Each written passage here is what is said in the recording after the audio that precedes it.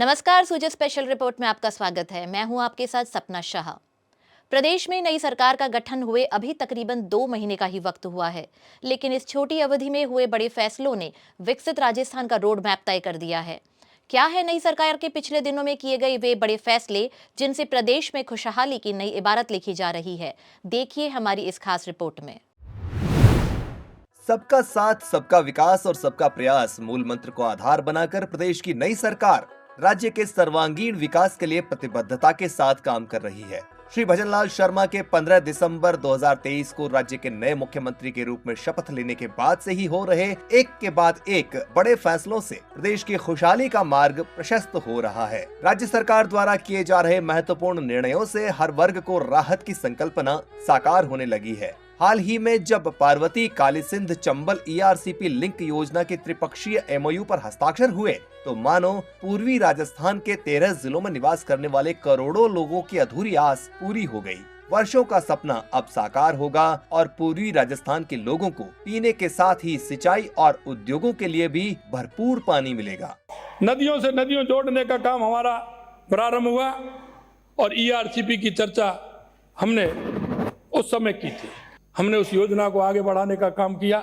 मध्य प्रदेश के मुख्यमंत्री यहाँ आए, साथ लेकर के गए कि चलिए एक राजस्थान और मध्य प्रदेश की ऐसी योजना है, जनता उसको याद करेगी, जनता को पीने को पानी मिलेगा, सिंचाई को पानी मिलेगा। राज्य सरकार संकल्प पत्र को नीतिगत दस्तावेज का दर्जा देकर इसमें किए वादों को धरातल पर उतारने का काम पुरजोर तरीके से कर रही है। प्रदेशवासियों से किया बड़ा वादा निभाते हुए पात्र परिवारों को 1 जनवरी 2024 से महज 450 रुपए में रसोई गैस सिलेंडर उपलब्ध करवाया जा रहा है। इससे राज्य के लगभग 73 लाख परिवार लाभान्वित होंगे। वहीं श्री अन्नपूर्णा रसोई योजना में भोजन थाली का वजन 450 ग्राम से बढ़ाकर 600 ग्राम कर दिया गया है ताकि जरूरतमंद लोगों को भरपेट भोजन मुहैया हो सके। योजना के तहत भोजन में मिलेट्स को भी शामिल किया गया है। इतना ही नहीं, राज्य सरकार द्वारा दिया जाने वाला अनुदान भी 17 रुपए से बढ़ाकर 22 रुपए प्रति थाली कर दिया गया है।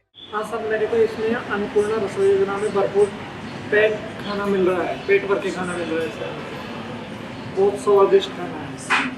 मेरा नाम सोनू सैनी है। मैं यहाँ श्री अन्नपूर्णा रसोई में 3 महीने से काम कर रहा हूँ। हम यहाँ पर 8 रुपये में भोजन देते हैं। सुबह शाम अलग अलग मेन्यू होता है सब्जी का।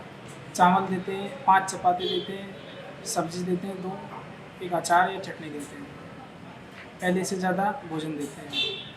पहले 8 रुपये में 4 चपाती सब्जी देते थे चावल, और अब सरकार से अनुदान भी बढ़ाया गया है तो हमने अब 5 चपाती और चावल और 2 सब्जी और चटनी देते हैं। पहले सरकार से हमको 17 रुपये प्लस कस्टमर से 8 रुपये, अब सरकार से 22 रुपये और कस्टमर से 8 रुपये मिलते हैं।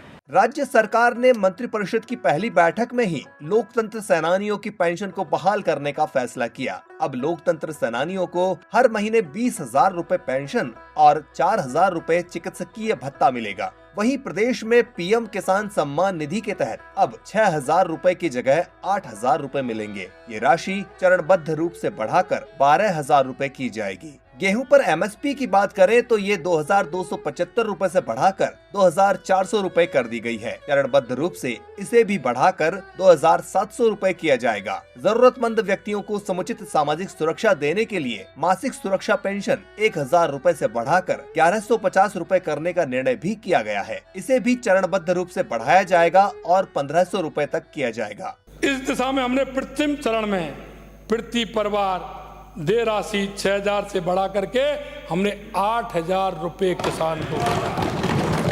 ये प्रथम चरण है हमारा।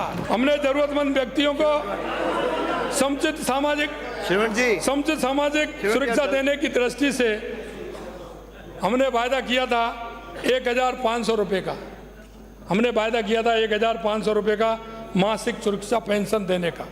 इसके दृष्टिगत प्रथम चरण में वर्तमान में 1,000 रुपये मासिक पेंशन को आगामी अप्रैल से बढ़ाकर 1,150 150 रुपये चरणबद्ध तरीके से बढ़ाने का काम हम करेंगे। हर विभाग की योजनाओं का लाभ पात्र व्यक्तियों को मिले और विभागों के कामकाज में गति आए, इसके लिए राज्य सरकार 100 दिन की कार्य योजना बनाकर उस पर प्रभावी रूप से काम कर रही है। विकसित भारत संकल्प यात्रा के तहत प्रदेश भर में लगे शिविरों में बड़े स्तर पर लोगों को जन कल्याणकारी योजनाओं से लाभान्वित किया गया है। राजस्थान इस यात्रा में विभिन्न मानकों पर अव्वल है। पीएम सुरक्षा बीमा और पीएम जीवन ज्योति बीमा योजनाओं में तो राजस्थान देश भर में पहले स्थान पर है। कुल मिलाकर जन सेवा के संकल्प को साकार करने के लिए सरकार प्रतिबद्धता के साथ काम कर रही है और सरकार का ये संकल्प उसके फैसलों में साफ नजर भी आ रहा है।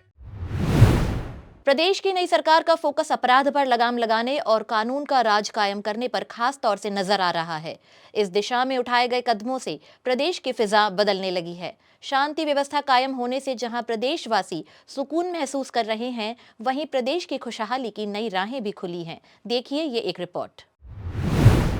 राज्य में नई सरकार का गठन होते ही सबसे पहले कानून व्यवस्था कायम करने को लेकर प्रतिबद्धता जताई गई। मुख्यमंत्री श्री भजनलाल शर्मा ने शपथ लेते ही बढ़ते अपराधों पर लगाम लगाने को अपनी सरकार की सर्वोच्च प्राथमिकता बताया और इस दिशा में कई अहम फैसले भी किए। इन फैसलों से प्रदेश में कानून का राज कायम होने के साथ ही विकास की राह भी प्रशस्त हो रही है। शपथ लेने के साथ ही एक्शन में आई सरकार ने अपराधियों के हौसले पस्त करने के लिए एंटी गैंगस्टर टास्क फोर्स बनाने की घोषणा की। ये टास्क फोर्स बदमाशों पर ताबड़तोड़ कार्रवाई कर रही है, जिससे अपराधियों में भय व्याप्त हुआ है। स्थानीय हार्डकोर अपराधी हों या पड़ोस के राज्यों से आए अराजक तत्व, सभी पर समान रूप से कड़ी कार्रवाई की जा रही है। साथ ही जेल के अंदर से गैंग चलाने की प्रवृत्ति पर भी लगाम लगाई जा रही है। विभिन्न विभागों की संयुक्त टीम बनाकर चलाए जा रहे अभियान से खनन माफिया की कमर भी टूटी है। वहीं भ्रष्टाचार के खिलाफ जीरो टॉलरेंस की नीति अपना रही राज्य सरकार ने राज्य में अनुसंधान की सीबीआई की सामान्य सहमति को भी बहाल किया है। इस शांत प्रिय प्रदेश में कानून का शासन स्थापित करने में हमारी सरकार कोई कोर कसर नहीं छोड़ेगी। अपराध मुक्त राजस्थान बनाना वर्तमान डबल इंजन की सरकार का प्रमुख लक्ष्य है। हमने सत्ता में आते ही अहम निर्णय लेते हुए मिशन मोड पर कार्य हमने प्रारंभ किया है। मैं विश्वास दिलाना चाहता हूं कि हमारी सरकार प्रदेश की कानून व्यवस्था को मजबूत करके आम जन में विश्वास और अपराधियों में भय को पुनः स्थापित करने का काम करेगी। अगर बात करें महिला सुरक्षा की, तो राज्य सरकार ने इसे अपनी सर्वोच्च प्राथमिकताओं में शामिल किया है। शपथ लेने के 24 घंटे के भीतर ही मुख्यमंत्री ने महिलाओं के खिलाफ अपराध करने वालों को कड़े शब्दों में चेताते हुए एंटी रोमियो स्क्वाड का गठन करने का ऐलान किया था। अब प्रदेश भर में एंटी रोमियो स्क्वाड का गठन किया जा रहा है। वहीं पुलिस बल में महिलाओं की भागीदारी बढ़ाने की भी कवायद की जा रही है। अपराधियों पर अंकुश लगने से आधी आबादी अब बदली फिजा में खुलकर सांस ले पा रही है। हमारी प्राथमिकता मातृशक्ति के आत्मसम्मान व सुरक्षा को सुनिश्चित करना है। इस हेतु हमारी सरकार महिलाओं एवं बच्चियों को समुचित सुरक्षा प्रदान कर उनका मान सम्मान बनाए रखने का काम करेगी। इसके लिए हमारी सरकार ने संकल्प लिया है कि माता बहनों के लिए राजस्थान को देश का सर्वाधिक सुरक्षित प्रदेश बनाएंगे। सभी प्रमुख शहरों में एंटी रोमियो स्क्वाड के गठन को प्रभावी रूप से लागू किया जाएगा। पुलिस बल में महिलाओं को भागीदारी बढ़ाने का प्रयास किया जाएगा। मैं बुलबुल शर्मा, मैं सवाई माधोपुर से हूँ। जो मुख्यमंत्री जी भजनलाल शर्मा ने जो एंटी रोमियो स्क्वाड का गठन किया है, उससे जो पहले बेटियों को जो डर लगता था वो अब नहीं है। हम अब सेफ फील कर रहे हैं। उधर पेपर लीक माफिया पर शिकंजा कसने से युवा फिर से सुनहरे भविष्य के सपने बुनने लगे हैं। प्रदेश में नई सरकार का गठन होते ही युवाओं के दर्द को समझते हुए राज्य सरकार ने पेपर लीक की घटनाओं पर लगाम लगाने के लिए एडीजी स्तर के अधिकारी के नेतृत्व में स्पेशल इन्वेस्टिगेशन टीम यानी SIT का गठन किया।